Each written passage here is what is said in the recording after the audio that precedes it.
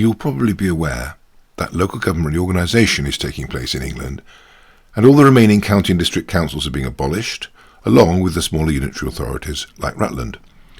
And they're all going to be replaced by single unitary councils of around 400,000 to 500,000 population each. Initial proposals were requested by government from all the councils involved, and it seems likely as things stand that Rutland and South Kesteven will now end up in different unitary councils. This means that the current boundary between Stamford and Rutland will remain in place, and actually become the boundary between two much larger councils. This boundary needs to be reviewed, as it's not in the best interest of either Stamford or the villages which surround it across the boundary.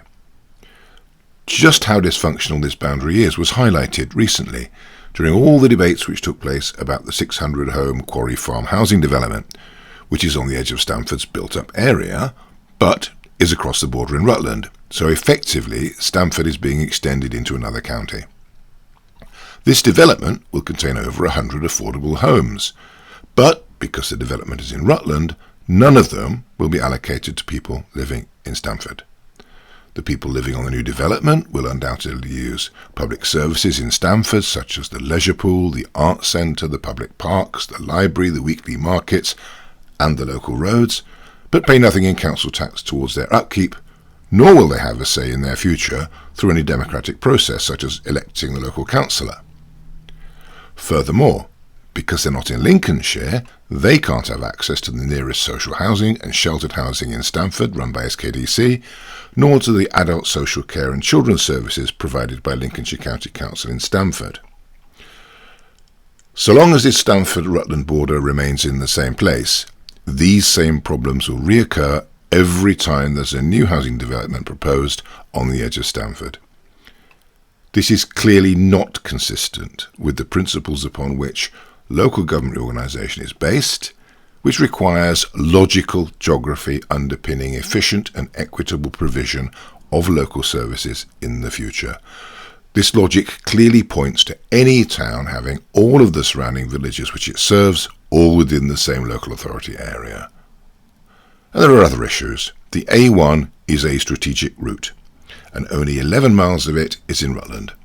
In order for it to be better planned strategically, and for it to be more efficiently policed, it seems obvious to me that it should run through Lincolnshire all the way from Stamford up to the Nottinghamshire border just outside Newark.